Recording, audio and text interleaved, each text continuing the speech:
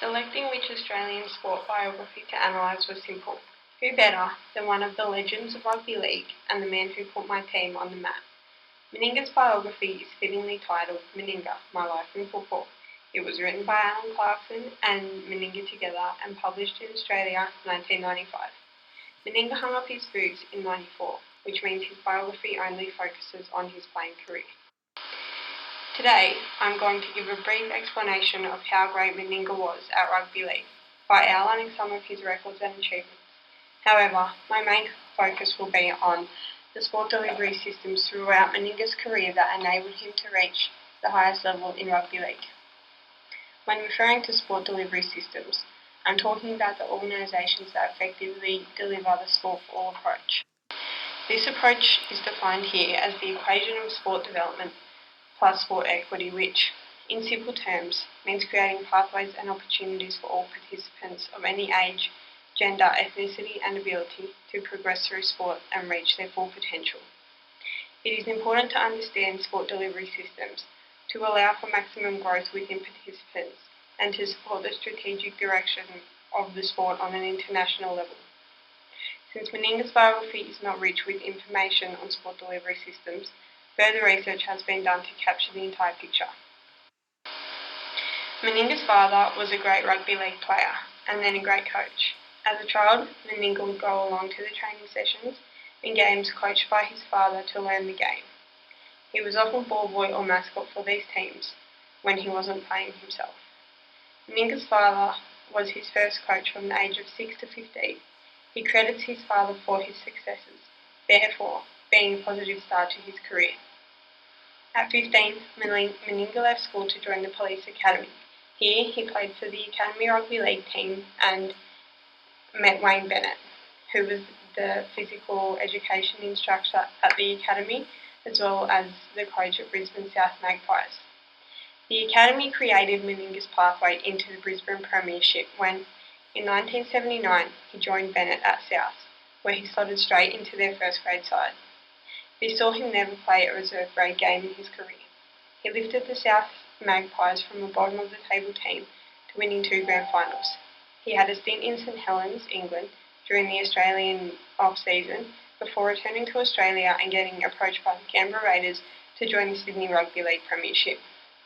At the time, the Sydney Premiership was regarded as the tougher elite competition in comparison to the Brisbane Premiership, and it was where a player would go to gain recognition to play for Australia.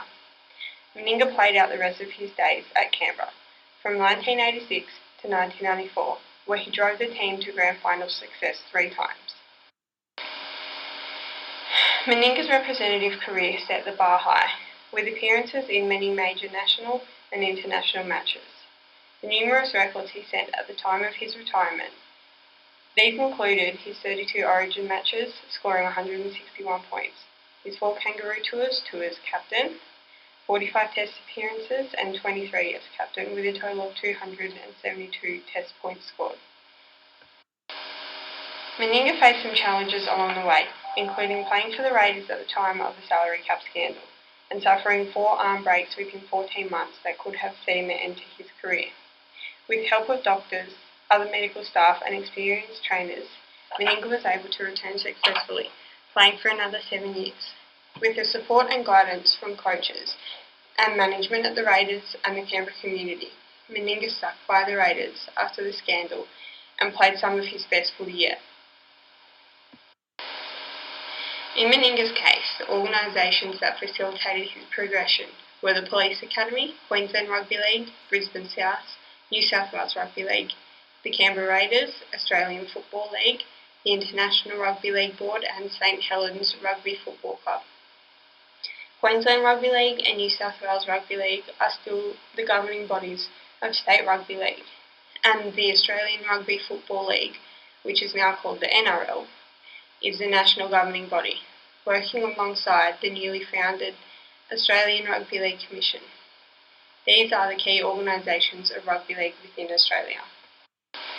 This sport organisation matrix shows the organisations responsible for delivering a sport for all approach in relation to Meninga's career, with the addition of the Regional Confederation and the International Federation which were founded prior to Meninga's retirement to assist with the international competitions. These organisations align with the contemporary sports structure according to Tilbury, Phillips, Carg and Rowe. As shown here, other non-sport organisations in the contemporary sports structure include the local, state and national government agencies that provide essential funding to sport organisations. Another type of funding, which isn't shown here, are the lucrative sponsorship deals that go along with elite sport. The funding goes directly into the sporting organisation that they are sponsoring and can be used to fund a whole range of things, including training and development programs. Queensland Rugby League begins with junior clubs from the age of 6 who compete with other clubs in the local area in a round-robin competition. The teams progress by age, with clubs offering divisions up to under 20s. As the players get older, some would get the opportunity to play for their state in traditional Queensland versus New South Wales games, and at the elite level, the players would either stay within the Brisbane Premiership system or move to Sydney to then progress to the international level. The same format still stands, where each state and territory have their own competition from junior through to senior. The difference now is that since the inclusion of Queensland Rugby League teams to the New South Wales Premiership in 1988, there are more pathways and opportunities for upcoming Queensland players to reach first grade in Queensland. Meninga didn't participate in pathway or development programs to reach the level that he did. He learnt his fundamental skills from his father and developed his ability through his coaches and trainers. This was not a disadvantage for him, however. In the modern game, development programs are seen to be a key factor in becoming an international player. These programs, that are run across all states through local schools and clubs, are a major part of sport delivery systems, as they enable all players the opportunity to reach their full potential as they progress through the divisions. In Meninga's biography, sport delivery systems were not a focus. The author thoroughly discussed Meninga's achievements and awards without explaining the relative organisations or agencies and programs that assisted in his development. Due to this, I don't believe the author or Meninga himself understand the importance of sport delivery systems and a sport for all approach. Another aspect of the modern game, which was not mentioned in Meninga's biography, was whether he had a personal manager. These positions are considered essential among current players to enable them to focus on their ability on the field and not to worry about the administrative side of things. Not only have the abilities of these players increased, but so has the quality of the games, and the supporters are reaping the benefits through the modern-day media channels.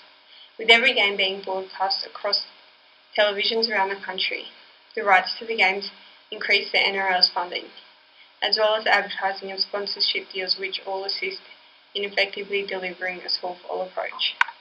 I was surprised to learn that Meninga did not go through official development programs, and that, to make it on an international level, Queensland players had to move into the New South Wales Rugby League. Making the move to the East Coast is still a factor in the modern game, as the NRL Premiership teams are only located in parts of Queensland, Sydney, Canberra, Melbourne and New Zealand. However, the development programs are offered throughout all states, providing opportunities to all potential players. Upon completion of this analysis, I found that rugby league has come a long way in terms of sport delivery systems since Meninga's biography was published. With the cohesion of the Brisbane and Sydney Premiership, the introduction of the NRL and the Australian Rugby League Commission as a governing body within Australia, the sport for all approach is being effectively delivered. This shows through the ability of modern players who continue to surpass the abilities of former players, including defeating many point-scoring records. Rugby league has progressed over the years at a national and international level in terms of sport delivery systems. There is more emphasis on the sport for all approach as shown through the delivery of sport development programs to people around the country. Meninga's biography assisted with the analysis of sport delivery systems as they were throughout his career, which allowed for a greater understanding of the changes made since his retirement. Without effective delivery systems, the quality of the players and the games would not reach the standard that they have today, proving to be an essential part of modern-day sport.